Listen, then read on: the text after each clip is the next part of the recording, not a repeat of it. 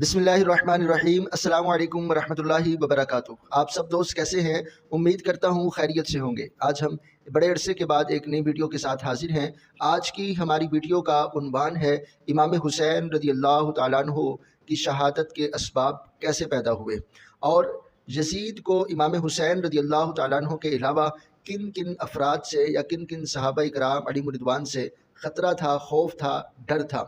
जब कोई चीज़ यकीनी हो जाए तो फिर उसके असबाब भी पैदा हो जाते हैं।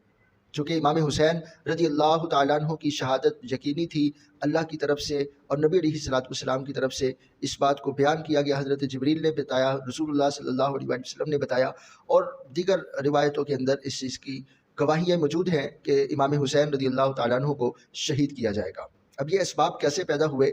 अमीर मुआविया रज़ी अल्लाह तआला अन्हु जब इंतकाल आपका हुआ और अपनी ज़िंदगी में ही अमीर मुआविया रज़ी अल्लाह तआला अन्हु यजीद के लिए बैत ले चुके थे। यानी मेरे जाने के बाद यजीद जो है वो हुकूमत संभालेगा, सल्तनत को देखेगा। जब अमीर मुआविया रज़ी अल्लाह तआला अन्हु का इंतकाल हुआ, यजीद ने तख्त को संभाला तो फिर उसने सबसे पहला ये काम किया कि उसने वलीद बिन उक़बा, ये मदीना शरीफ का गवर्नर था, उसने एक ख़त लिखा और उसके अंदर उसने 3 लोगों के नाम लिखे। इमाम हुसैन का नाम था, अब्दुल्ला बिन ज़ुबैर का नाम था और अब्दुल्ला बिन उमर का नाम था रज़ी अल्लाह तआला अन्हुम अजमईन। ये तीनों सहाबा भी हैं और इमाम हुसैन अहले बैत से भी हैं। इनके नाम लिखे और वलीद बिन उक़बा को ये हुक्म दिया कि इन तीनों को बुलाओ और यजीद की बैत का कहो, यानी मेरी बैत का कहो। अगर ये बैत कर ले तो ठीक है, वरना इनको तुमने उस वक़्त तक छोड़ना नहीं है जब तक ये मेरी बैत ना कर ले। और अमीर मुआविया रज़ी अल्लाह तआला अन्हु इन तीनों हज़रात से यजीद को अपनी ज़िंदगी में ख़बरदार कर चुके थे कि इन तीनों को अगर तुम काबू कर लोगे तो तुम्हारी सल्तनत आसान हो जाएगी। चुनाचे ये ख़त जब वलीद बिन उक़बा के पास पहुँचा तो वलीद बिन उक़बा ने अपने एक मशीर से, अपने एक नाइब से, मरवान से मशवरा किया। उसने कहा कि इन तीनों को बुलाओ, बैत का कहो, अगर ये बैत कर ले तो ठीक है, वरना इनका सर फ़ौरन कलम कर दो।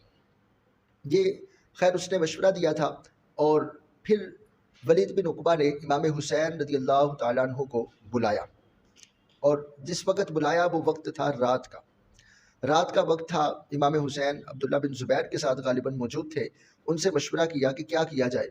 तो इमाम हुसैन रज़ी अल्लाह तआला अन्हु और अब्दुल्ला बिन ज़ुबैर के मशवरे से ये बात तय पाई कि हम जाते हैं और साथ अपने हिफाजती दस्ता भी लेकर जाएंगे ताकि खुदा न खास्ता वहाँ पर कोई ख़राब चीज़ महसूस हो, कोई लड़ाई झगड़ा या कोई कत्ल का मामला हो तो हम अपनी हिफाजत कर सकें।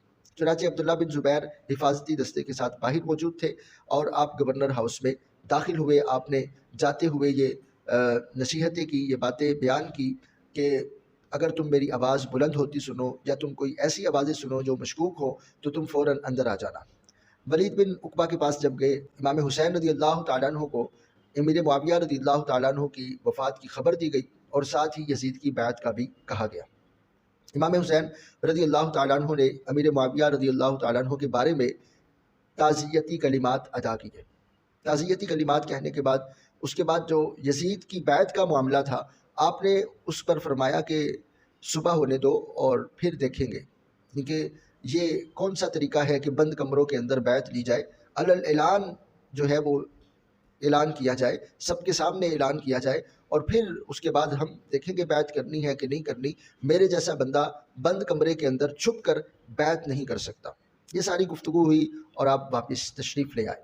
उसके बाद मरवान और वलीद की एक गुफ्तगू मिलती है रिवायतों के अंदर, और वो ये कि मरवान ने मशवरा दिया था कि अगर तुमने अभी इमाम हुसैन को छोड़ दिया, कत्ल ना किया, तो फिर तुम कभी ज़िंदगी में इनको पकड़ नहीं सकोगे, काबू नहीं पा सकोगे। वलीद ने कहा कि तुम ये चाहते हो कि मैं नवासा रसूल का सिर्फ इसलिए कत्ल कर दूँ कि वो यजीद की बैत नहीं कर रहे। खुदा की कसम, मुझे अगर सारी दुनिया की दौलत भी मिल जाए तो मैं नवासा रसूल को कभी भी कत्ल नहीं करूँगा।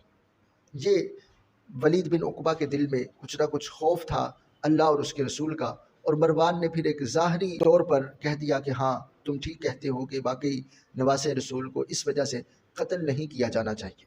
फिर इमाम हुसैन रज़ी अल्लाह तआला अन्हु को एक बार फिर पैगाम आया। इमाम हुसैन रज़ी अल्लाह तआला अन्हु ने कहा कि सुबह देखेंगे, सुबह मुलाकात का सोचेंगे।